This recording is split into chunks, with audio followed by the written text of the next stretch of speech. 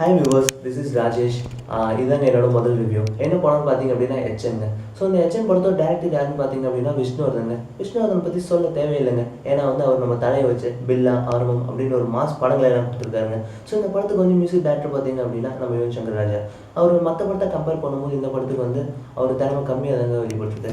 So அதே மாதிரி இந்த படத்துக்கு சினிமாட்டோகிராஃபர் ஓம் பிரகாஷ் பண்ணியிருக்காரு. விஷுவலைசிங்கும் பாட்டை கிளப்பியிருக்காருங்க. ஸோ அதே மாதிரி இந்த படத்துக்கு காமெடின்ஸ் பார்த்தீங்க அப்படின்னா தம்பி ராமையா, சென்ராயன், ஆர்ஜே பாலாஜி இவங்க எல்லாம் சேர்ந்து கலக்கியிருக்காங்க.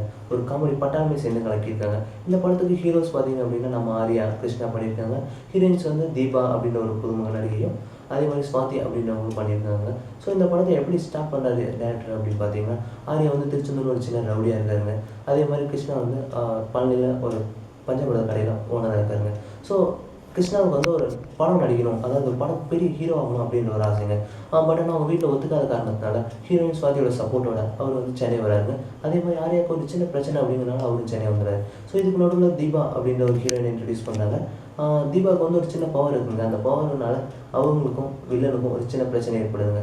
ஸோ அப்படியே படம் மூவ் ஆகிட்டே இருக்கும்போது ரெண்டு ஹீரோஸும் மீட் பண்ணுறாங்க. அந்த ரெண்டு ஹீரோஸும் மீட் பண்ண இடத்துல டேரக்டர் ஒரு ட்விஸ்ட் வச்சிருக்காங்க. அந்த ட்விஸ்ட்டே அவர் இன்டர்வல் பிளாகாக மாற்றிடுறாரு. ஸோ இன்டர்வலுக்கு அப்புறம் ஒரு செகண்ட் ஹாஃபில் எப்படி மூவ் ஆகுது அப்படின்னா, ஆர்யா திடீர்னு ஹீரோ ஆகிட்டாரு, கிருஷ்ணா திடீர்னு கொலகாரன் ஆயிடுறாங்க. ஸோ அதுக்கப்புறமேட்டுக்கு அந்த படம் மூவ் ஆகிட்டே இருக்கும்போது ஆர்யாவுக்கு ஒரு சின்ன அசைன்மெண்ட் கொடுக்கப்படுதுங்க. என்னென்னு பார்த்தீங்க அப்படின்னா, தீபாவை கொல்லணும் அப்படின்ற அசைன்மெண்ட் கொடுக்கப்படுது. ஸோ அந்த இடத்துல அவர் கொல்ல போகும்போது தீபா மேலே அவர் லவ்வில் விழுந்துறாருங்க. ஸோ நமக்கு தெரியும் தமிழ் சினிமாவில் லவ்க்கு அப்புறம் என்ன ஒரு ரன்னிங் சேசிங் எல்லாம் நடக்குங்க. ஸோ அதே மாதிரி கடைசியில் அவங்களுக்கு ரன்னிங் சேசிங் நடக்குது. கடைசியில் அவங்களுக்கு கொல்லப்பட்டாங்களா இல்லைனாலும் அவங்க கொல்லப்பட்டாங்களா இல்லையா அப்படிங்கிறதாங்க இந்த கதையை. இந்த படத்தில் அந்த ரெண்டு ஹீரோ வச்சு படம் எடுக்கணும் அப்படின்றதுக்காக எடுத்திருக்காங்க. ஸோ இந்த படத்துக்கு 2.5 ரேட்டிங் கொடுக்கலாம். என்னோட ரிவ்யூஸ் பிடிச்சிருந்துச்சுன்னா சப்ஸ்கிரைப் அண்ட் லைக் பண்ணுங்கள். தேங்க்ஸ்.